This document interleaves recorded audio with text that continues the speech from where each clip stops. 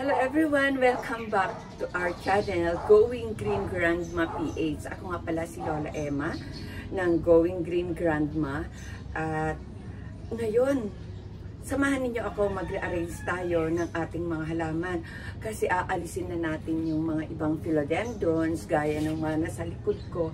Inalis ko na yung iba dahil lalagyan na natin ng mga succulents. Dahil ngayong summer ay uso na naman ng succulents at kahit naman papano may mga nakaligtas sa ulan, sa tag-ulan at sa kasasipag magdilig ni Lolo ng mga succulents ko. Kaya ito, samahan ninyo ako at i-arrange natin ang ating mga succulents dito sa ating likuran. Babawasan natin ng mga philodendrons para meron silang space. Pero yung mga nakadikit na dyan sa wall, hindi na natin aalisin. Kawawa naman, nakadikit na sila. Kaya ang iaayos lang natin ay yung mga part na ito. Itong lugar nga pala na ito ay, kaya hindi na natin makita. Labas ng aking kwarto dito sa taas. Kaya pag binuksan ito ay sa kwarto. Kaya ito yung aking terrace sa aking kwarto. Kaya nililinis ko na dahil pwede na ako ulit ditong mag-coffee pag morning. Ayan. Kaya ito, maglilinis na tayo. Pero itong mga philodendrons na to, hindi na natin aalisin. Ayan, hindi na natin maaalis. Itong si Royal Queen, Philodendron Royal Queen, hindi na natin kayang alisin kasi nakadikit na dyan sa French door natin. At ito din si Prince of Orange, hindi na natin naalisin kasi sobrang tangkad na. Tingnan nyo, halos nandun na siya sa ating polycarbonate na bubong. 9 feet yan, 9 feet. So, ayan, ganyan na siyang kataas. Tignan naman ninyo ang ating Prince of Orange at ating Royal Queen. At ito din na natin aalisin itong si ano ba to? White Princess kasi masaya siya dito at saka si Pink Princess. Hindi na natin aalisin dito kasi may morning sun din naman para nakikita ko pa rin sila. Tapos ayan, ang i-arrange lang natin yung iba. Kaya, samahan ninyo ako para matapos ko ito. At sana, sa mga bago pa sa ating channel, huwag kalimutan mag-like and subscribe. At sana samahan ninyo ako hanggang sa matapos. Maraming salamat in advance.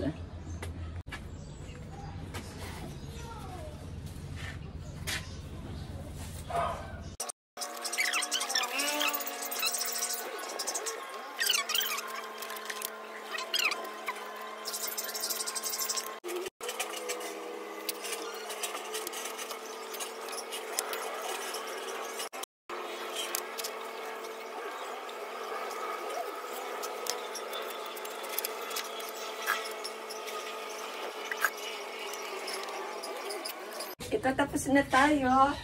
Andito na ang ating mga succulents. Yung iba naman nandun. Ayun.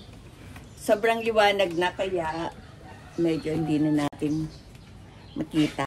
Medyo halo-halo pa sila ngayon kasi hindi pa na-arrange ni Lola yung ibang mga succulents ko sa 3rd floor. Pero ayan na yung iba. Ayan na sila. Kaya, mas maayos na kaysa dati. At ito na nga sila. Ilalapit ko kayo, ha? At yung iba naman nandyan. At yung mga hanging plants natin, gaya ng mga hoyas, ko na nilagay sa bandang gilid. At meron din dito, Disdidia. Ayan. Nandyan pa rin yung mga ibang philodendrons. Ayan. At yung mga zigzag cactus, nandyan pa rin.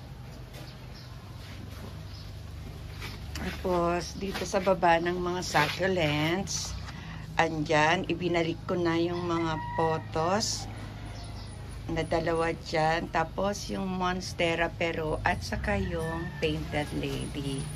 Ayan, medyo luma ng mga paso ng mga succulents. Pasensya na kasi hindi ko na sila nalinis. Ayan na, tapos na tayo. Ang succulents din nandun sa ibabaw ng poste. Iyon.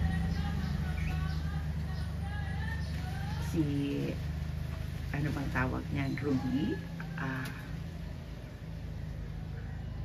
Hindi ko na matandaan. Teka, lagay ko na lang sa caption. Magiging masaya sila dito. At maraming salamat ulit sa inyong panunod. At hanggang dito na lang. Maraming salamat sa inyong suporta at walang sawa. Maraming salamat ulit. And happy planting. Bye-bye!